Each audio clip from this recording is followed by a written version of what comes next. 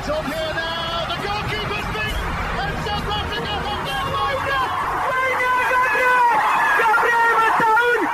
Shagger Sport 2010. ሰላም ጤና ይስጥልን እንደምን አላችሁ የተከበራችሁና የተወደዳችሁ የሸገር ስፖርት ዊዝ አበበ ግደይ የዩቲዩብ ቻናል ቤተሰቦቻችን በያላችሁበት እጅግ አስደሳች ጊዜን እያሳለፋችሁ እንደሆነ ተስፋ እናደርጋለን። መልካሙን ሁሉም ለናንተ እንመኛለን። ታዲያ ይህንን ሸገር ስፖርት ዊዝ አበበ ግደይ የሚለውን የዩቲዩብ ቻናላችንን ሰብስክራይብ አድርጉት፣ የደውል ምልክቱን ተጫኑትና አዳዲስ ፕሮግራሞችን ስንለቅ መልእክት ይድረሳችሁ።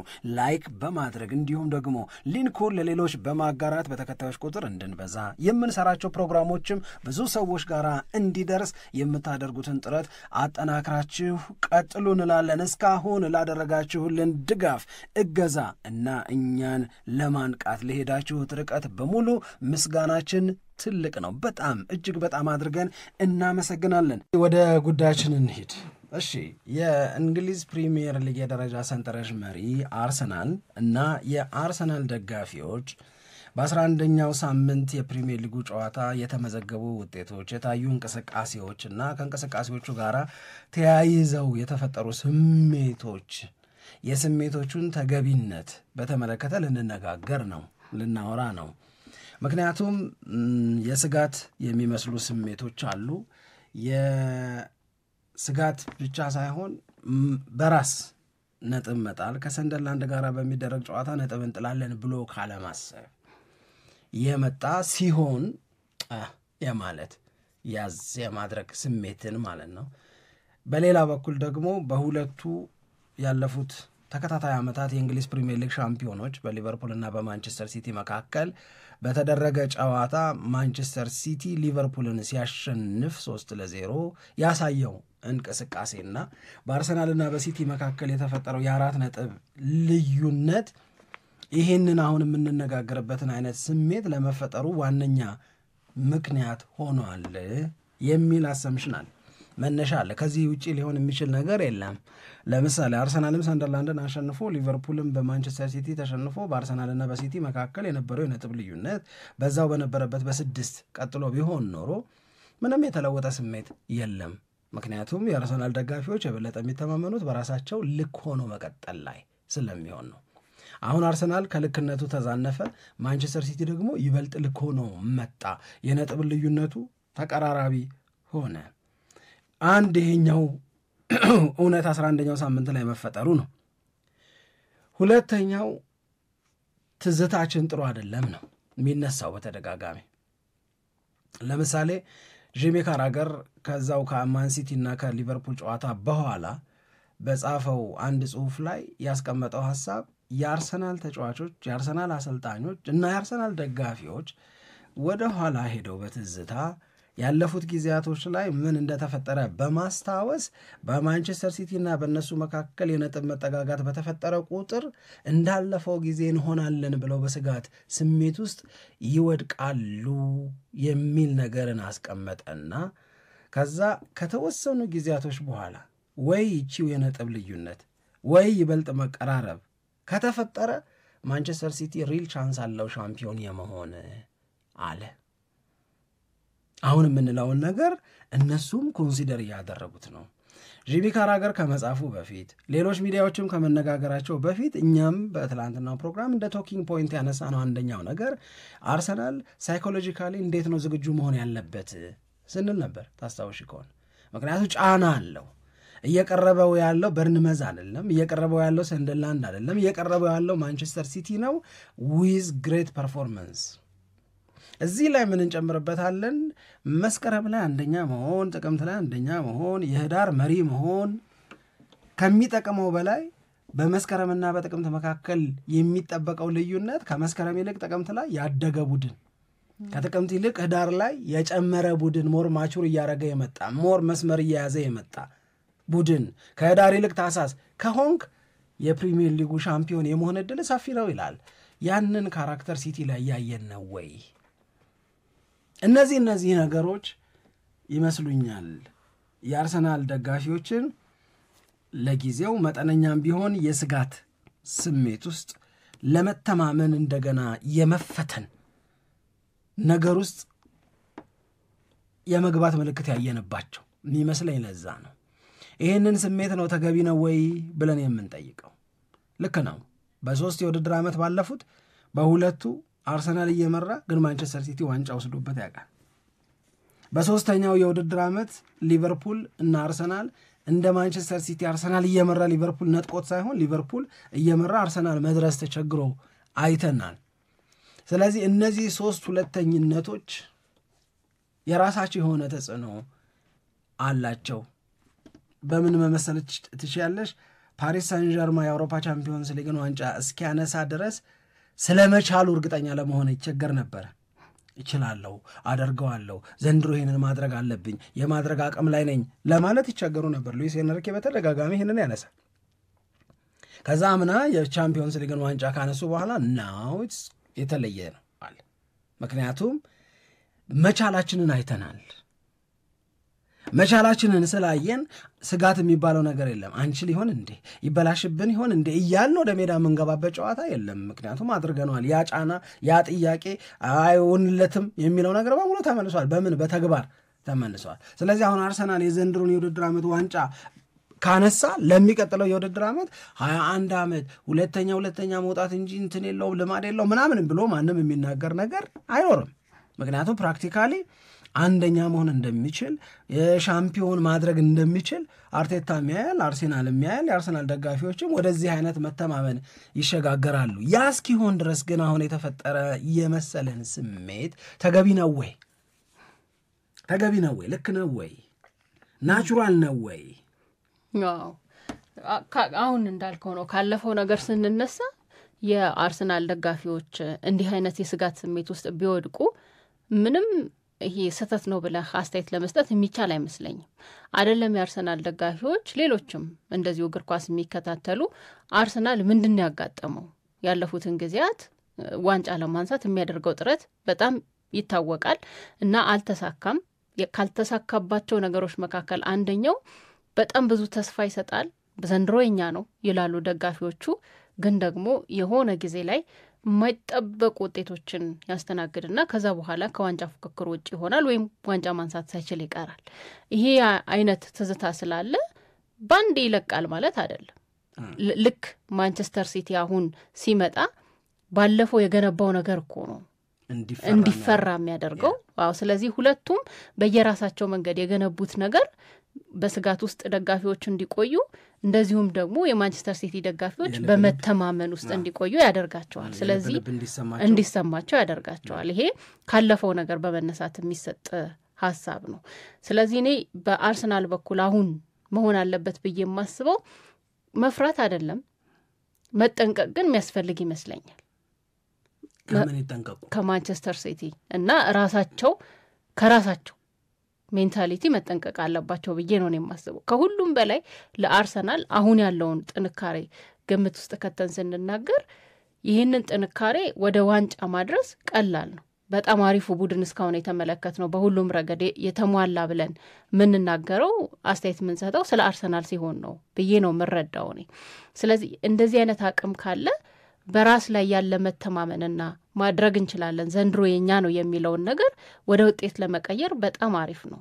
ካልሆነ ግን በተጫዋቾቹ ውስጥ በአሰልጣኙ ውስጥ ያለው የማድረግ እንችላለን ስሜት ወደ ፍርሃት ከተቀየረ ግን የበለጠ የሚገለው የራስ ስሜት ነው ብዬ ነው ማስበው እኔ።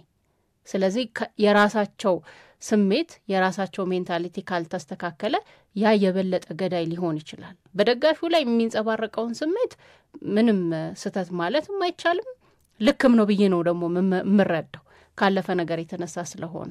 አሁን ግን የዘንድሮን አርሰናል ግን ምን ገልጸው በተለየ መንገድ ነው እኔ በጣም የምፈልገው አሁን እውነት ለመናገር ለዚህኛው ጨዋታ አርሰናል ምን አይነት መልስ ይሰጣል? ጨዋታ ደርሶ ማለት ነው ከቶተንሃም ጋር አይደል የሚጫወቱት፣ ያ ቀን ደርሶ ምን አይነት መልስ ነው የሚሰጠው?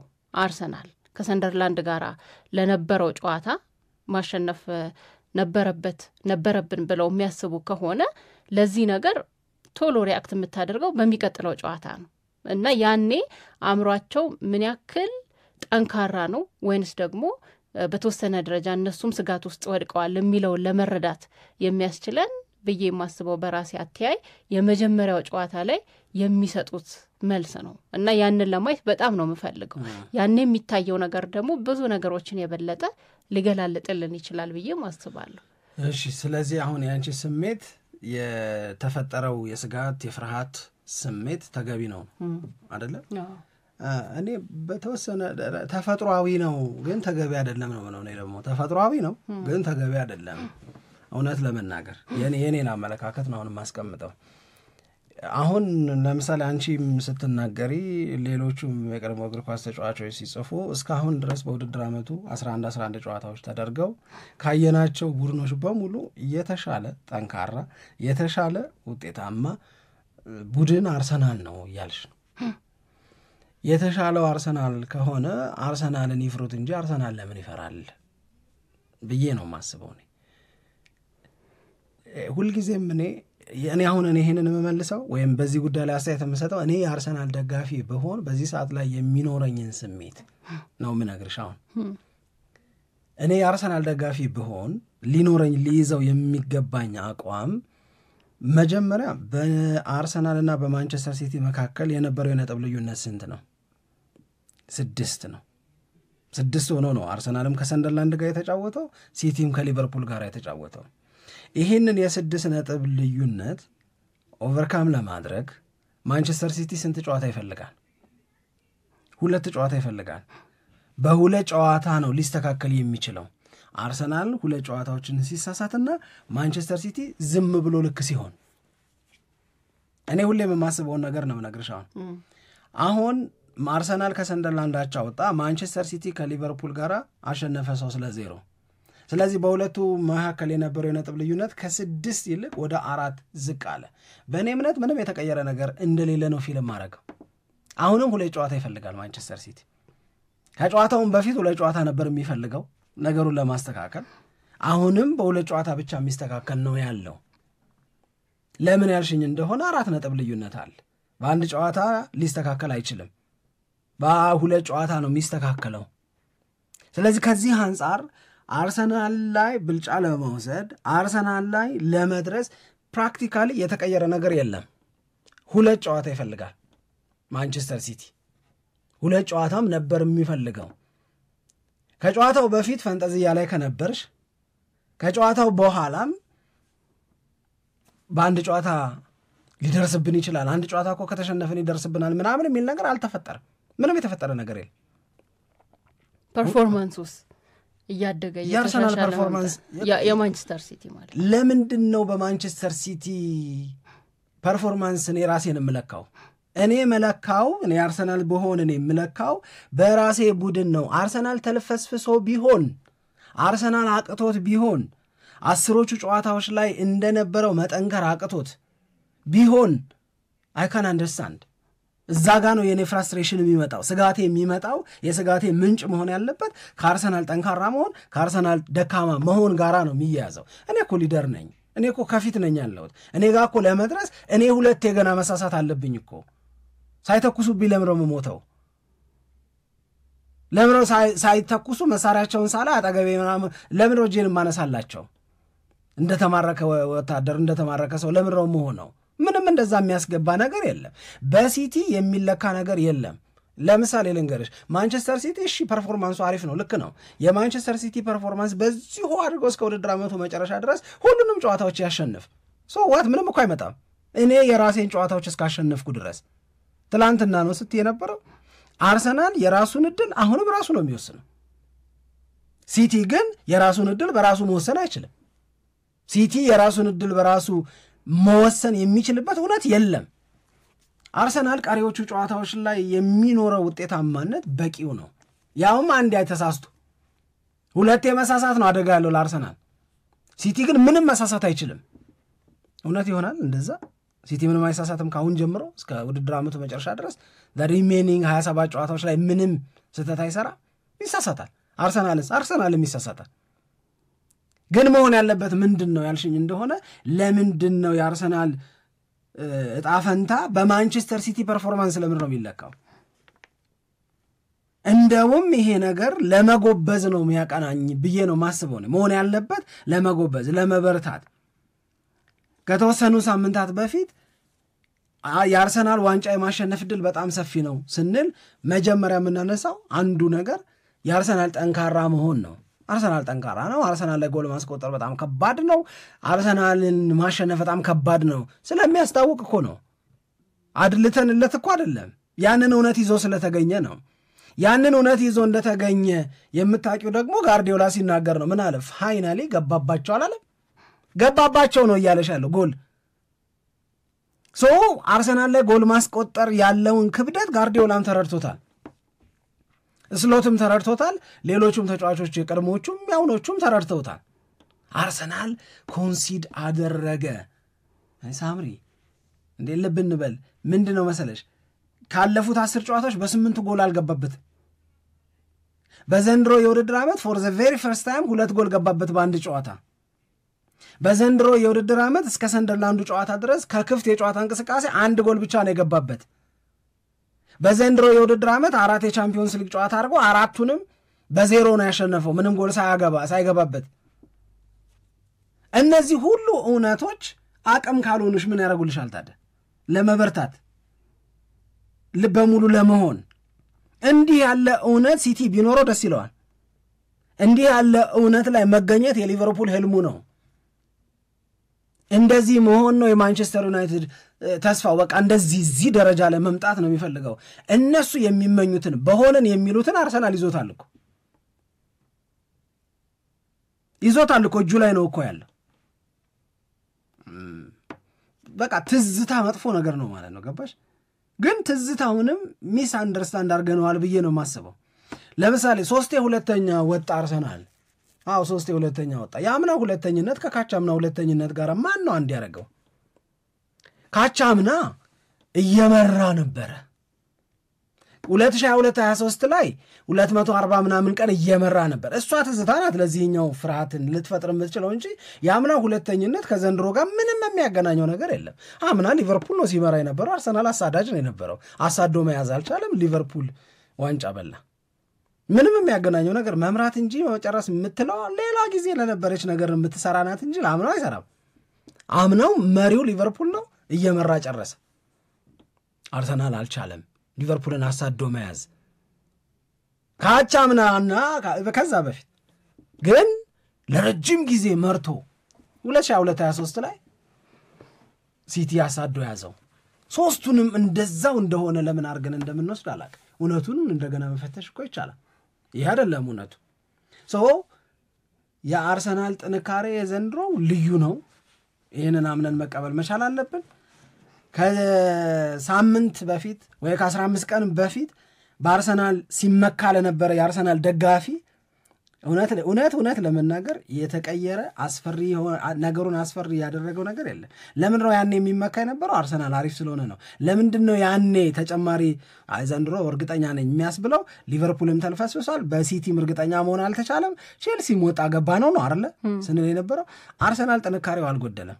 የተስተካከለ የመሰለው ምንድን ነው? የማንቸስተር ሲቲ ጥንካሬ ነው። አንድ ማንቸስተር ሲቲ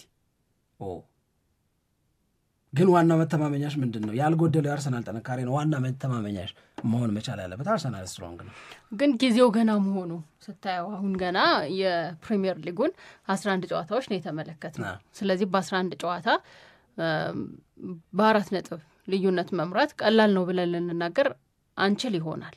ግን ደግሞ የመቀልበስ ዕድል ደግሞ የለውም ወይ የሚል ጥያቄ ቢነሳ ቀላል የበለጠ ያደርገውም ወይ? አሁን እነዚህ ጨዋታዎች ከመደረጋ 1-2 ጨዋታዎች ከመደረጋቸው በፊት አርሰናል ከበርንሌይና ከዛ ከሰንደርላንድ ጨዋታ ከማድረጉ በፊት ማንቸስተር ሲቲም 2 ተከታታይ ጨዋታዎችን ሊቨርፑልም 2 ተከታታይ ጨዋታዎችን ከማድረጋቸው በፊት እንናገር የነበረው ነገር ሌላ ነው።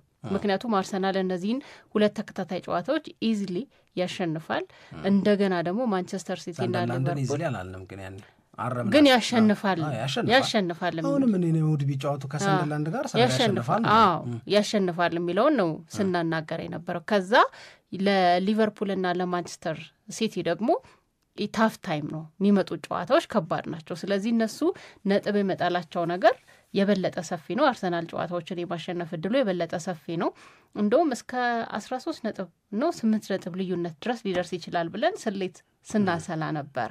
ያ ግን አልሆነም። አሁን የምንናገረው የ4 ነጥብ ስላለ ልዩነት ነው። የበለጠ ደግሞ የምንናገረው ስለ ማንቸስተር ሲቲ ተሻሽሎ መምጣት እና እንደውም ብዙ ሰዎች ማንቸስተር ሲቲ ተመልሷል የሚል አስተያየት እየሰጡ የሚገኝበት ጊዜ ነው። ለዛ ነው አሁን ቀጥሎ የሚመጣው ጨዋታ ላይ አርሰናል የሚሰጠው መልስ የበለጠ ወሳኝ ነው ብዬ ቅድም የተናገርኩት። እንዴት ነው የምትጠብቀው አንተ ከቶተናም ጋር የሚደረገውን ጨዋታ? አርሰናል ያሸንፋል። እኔ እውነቴን ነው ነገር እኮ ግን ስሜቴን ከማሸነፍ ደግሞ በዘለለ ይሄ የሚኖረው ይሄ አእምሮአዊ ነገር አሁን የምናነሳው ስለ ሳይኮሎጂካሊም ስለሚፈጠረው ስሜት ስለሆነ እሱንም አብሮ ይኸውልሽ አሁን እኔ የኔ መነሻ አሁንም ስለ አርሰናል ለምሰጠው ምስክርነት ወይም ስለ አርሰናል ለምሰጠው አስተያየት የኔ መነሻ የራሱ የአርሰናል ጥንካሬ ብቻ ነው። የኔ መነሻ እሱ ነው። ለጊዜው አርሰናል ከሰንደርላንድ ጋር ባደረገው ጨዋታ ደካማ ቡድን ነበር ወይ ጀመራቸው የሚያስብል ነገር ነበረ ወይ? ይህንን ብቻ ቢመልስልኝ ሰው ደስ ይለኛል። አልነበረም እኮ they did their best። ግን ያኛው ቡድን ደግሞ ሶሊዲቲው በጣም የሚያስደነግጥ ነበር። they defend well ሰንደርላንድ አይደለም። አርሰናል ፈርስት ሃፍ ላይ የነበረውን መቸገር ሰከንድ ሃፍ ላይ እንዴት ሪያክት እንዳደረገ አይተናል። የአርሰናል ብቸኛ ስህተቱ የአርቴታ የተጫዋቾች አለዋወጥ ነው። ሌላ ምንም ስህተት አልሰራም አርሰናል ሜዳ ላይ። ምን ሰራ? እኔ እንጃ። ምንም የሰራው ነገር አላየው። ስህተት ኖ በፍጹም ዛሬስ ጥሩ አልነበሩም የሚያስብል ነገር የለም። ኢንዲቪጁዋል ፕሌየርስ ላይ አስተያየት አለኝ፣ ሜሪኖ ላይ አስተያየት አለኝ በተወሰነ ደረጃ እንደዚህ ከሚሆን እንደዚህ ቢሆን ምናምን እላለሁ። ግን ዋናው አስተያየት ያለው ሞስኩዌራ ተቀይሮ እንዲገባ ለምንድን ነው የፈለገው? ለምን አምስተኛ ተከላካይ ፈለገ? ለምን የተሻለ ሲሆን መዳከምን መረጠ? ለምን ቶሎ ወደ ራሱ የግብ ክልል ሰንደርላንዶች እንዲመጡ አርቴታ የሚፈቅድን ውሳኔ ወሰነ ምናምን ነው የምለው እኔ። ግን ቀጣዮቹ ጨዋታዎች ለምሳሌ አርሰናል ከቶተናም ጋር ሲጫወት አርሰናል ባለፉት ጨዋታዎች ከበርንሌ ባለፈው ጨዋታ ከሰንደርላንድ ጋር ፐርፎርማንሱ ድሮፕ አርጎ ቢሆን ኖሮ ነው ከቶተናም ጋር የሚደረገውን ጨዋታ የምሰጋው። ቶተናም አያምርም እውነት ለመናገር። የተለየ አስተያየት ካለሽ ብሰማ ደስ ይለኛል። ቶተናምን በተመለከተ እንትን አይለም ለእኔ ባለፈውን ብዬ ነበር አይደለም እንደ አርቴታ አይነት አሰልጣኞች አንድ ሽንፈት ጉዳይ ነው እነሱ ላይ ግልብጥ ብሎ ኔጌቲቭሊ ለመነሳት አንድ ጨዋታ ጉዳይ ይሄው አሁን እቺ ድሮፕ ስላረገና ድሮፕ ካረገ በኋላ ያው ውሳኔው ላይ አስተያየት መሰጠቱ መተቸቱ ለምን እንዲህ ያረገ መባሉ ትክክል ነው። ግን ሲቲ ስለቀረበ ወዲያው የተወሰኑ ሶሻል ሚዲያ ሪያክሽኖች ምናምን ወደኛም የሚጻፉ ጽሁፎችን አይተሽ ከሆነ ይሄን ሰውዬ ይዞ አርሰናል ዋንጫ አይበላም ወደሚል ስሜት ለመቀየር የነበረው ፍጥነት በጣም ፈጣን ነው። ስለዚህ እኔ ይኸውልሽ አንድ ቅድም ያነሳሽው ነጥብ አለ። ለምሳሌ የውድድር ዓመቱ ገና ነው የሚል ገና ነው። ግን ገና ነው ለሲቲም ነው፣ ገና ነው ለአርሰናልም ነው። አርሰናል 27 ጨዋታ ይቀረዋል፣ ሲቲም 27 ጨዋታ ይቀረዋል። አርሰናል ግን ሁለቱም 27 ጨዋታ እየቀራቸው +4 ፖይንት አለው። በ25 ጨዋታ ልክ መሆን ነው የሚጠበቅበት አርሰናል። ስሌቱን ነው የምነግርሽ። ሲቲ ደግሞ በ27ቱም ጨዋታ ልክ ከሆነ ነው አርሰናልን በልጦ ዋንጫ ሊበላ የሚችለው። አንዱ እሱ ነው። ለሁለቱም ገና 27 ጨዋታ አለ። አንድ በእርግጠኝነት የምነግርሽ በሂሳብ ስሌት ነገሮችን ለማመዛዘን ገና ነው በሂሳብ ስሌት። ለምን በሂሳብ ስሌት ከምናሰላው ቡድኖቹ ላይ ከሚታየው የፐርፎርማንስ ጥንካሬ ለምን አንነሳም? ፐርፎርማንስ ዋይዝ ድሮፕ ያረገ ፎርሙን ሉዝ እያረገ ያለ ወቅታዊ ብቃቱ እየቀነሰ እየቀዘቀዘ የመምጣት ነገር ካለ እሱ ላይ እናውራ። እሱ ነው ስጋት ለመፍጠር ዋነኛ መነሻ መሆን ያለበት። ሰምዌር ፖይንት ድሮፕ ሊያረግ ይችላል፣ ሲቲም ሊያረግ ይችላል፣ አርሰናልም ሊያረግ ይችላል። ግን በዚህ ወቅት አርሰናል ፐርፎርማንስ ሌቭሉ ድሮፕ አላረገም። ለኔ አርሰናል ዘንድሮ 7 ነጥብ ጥሏል እስካሁን ከ11 ጨዋታ ከሲቲ ጋር አቻ ወጥቶ በአርቴታ ስህተት፣ ከሰንደርላንድ ጋር አቻ ወጥቶ ለኔ አርቴታ ያንን ውሳኔ ባይወስን ኖሮ 3ኛ ጎል አርሰናል ሊያስቆጥር የሚችልበት እድል ነበር። ስለዚህ እዚህም ጋር 2 ነጥብ ለመጣላቸው የአርቴታ ስህተት አለ።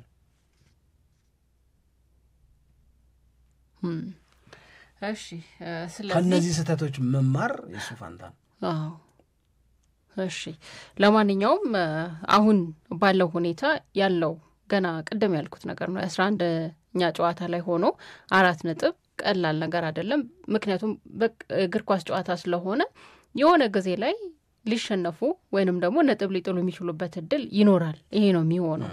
ስለዚህ ያንን ነው የምንጠብቀው። በቀጣይ ግን 2 ተከታታይ ጨዋታዎች በዚህ በህዳር ወር የሚደረጉት 2 ተከታታይ ጨዋታዎች ለአርሰናል አንድም ከቶተናም 2ም ከቼልሲ ግን 2ቱም ደግሞ ሆም ጌም ነው ለአርሰናል የሚያደርጋቸው 2 ጨዋታዎች ነው የሚያደርገው። ቀላል ጨዋታ ነው ብሎ እንዲሁ ለመናገር የሚያስቸግር ይመስለኛል።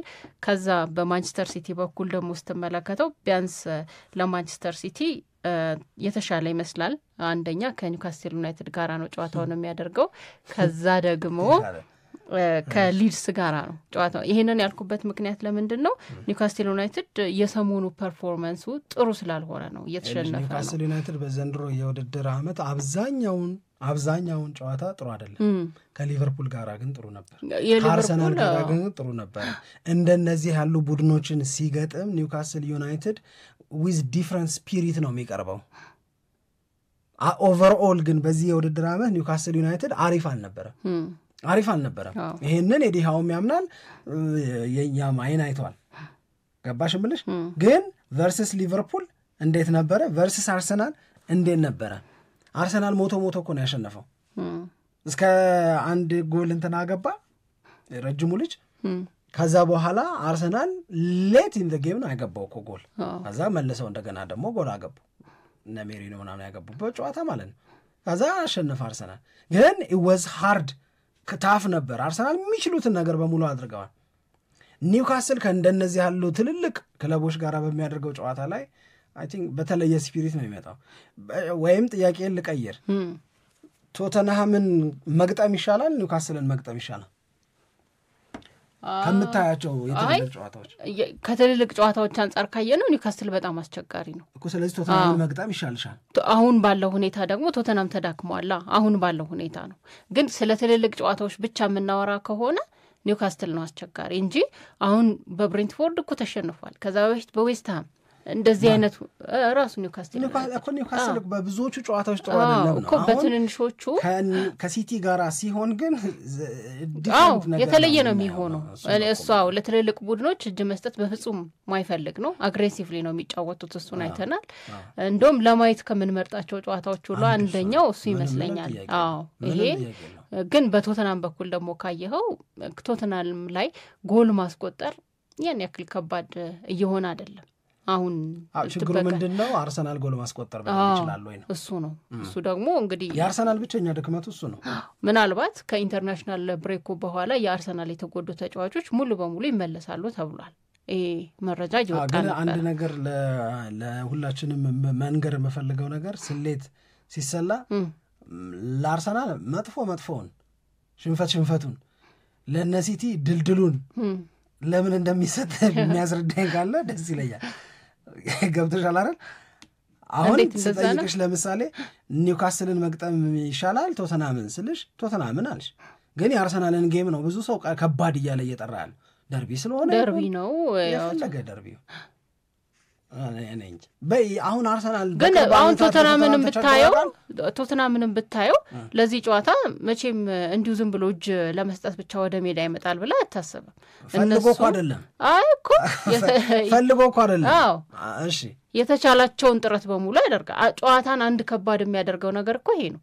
ተጫዋቾች ለዛ ጨዋታ የሚኖራቸው ስሜት ነው የበለጠ ከባድ የሚያደርገው ብዬ ነው እኔ ምረዳው። እሺ ለማንኛውም እሺ የኔን አለሽ ሐሳብ አይ አንድ ጨዋታን የሚያከብደው ነገር ብዬ ምረዳው እንደዛ ኒውካስትልንም እኮ ምናነሳው ለትልልቅ ቡድኖች ሲሆን እጃ ለመስጠት የሚለው ሜንታሊቲ ስላላቸው የበለጠ ጨዋታውን ከባድ ያደርገዋል ነው እና አርሰናልና ቶትናም ሲጫወቱ የእርስ በርስ ግንኙነታቸው ታሪኩ ምናምኑ በቅርብ ጊዜ ውስጥ የአርሰናል የበላይነት በጣም እየታየ ቢሆንም ግን ደግሞ ቶተናምም ያላቸውን ነገር በሙሉ ለመስጠት ዝግጁ ይሆናሉ ብዬ ነው ምረዳው። ምንም ጥያቄ የለም። አሁን የትኛውንም ቡድን አሳንሰን የትኛውንም ቡድን ቀላል ነው ብለን ምናምን አንናገርም። እሱን እያልን አይደለም እያልን ያለነው ሁሌም በእግር ኳስ ሐሳብ ሲሰጥ መነሻ የሚደረገው ላስት ተከታታይ ጨዋታዎች ላይ እንዴት ሆኑ፣ ቢግ ጌሞች ላይ እንዴት ነው ባህሪያቸው ምናምን የሚል ነው አይደለ? በዛ መነሻነት ነው መሄድ ያለብን። እኔ እንጃ ብቻ ግን ለእኔ ባጭሩ እስካሁን ያልኩት እንዳለ ሆኖ ባጭሩ በአርሰናል ለመስጋት ገና ነው ወይ ምንም የጎደለ ነገር የለም። እኔ ሐሳብ ነው። እሺ አይ ልክ ነው። ይሄ የዋንጫ ፍክክሩን በተመለከተና አርሰናልን በተመለከተ አሁን ያየናቸው ከሚገኙ ስሜቶች በመነሳት የተለያዩ ሐሳቦችን አንስተናል። ግን አድማጮችም ሸገር ስፖርት ወይዛ በበገዳይ በተሰኘው የዩቲዩብ ቻናላችን ላይ ኮሜንት ቢያደርጉ በጣም ደስ ይለኛል። በነገ እንደዚሁም ደግሞ በቀጣይ ፕሮግራሞቻችንም ላይ የምንወያይባቸው ትልልቅ ርዕሰ ጉዳዮች ይሆናሉ ብዬ ነው ማስበው። አድማጮቻችን እናመሰግናለን። ጥሩ ጊዜ ነበር አብረን ያሳለፍነው። መልካም ቀን ይሆንላችሁ። ኢትዮጵያ ለዘላለም ትኖር።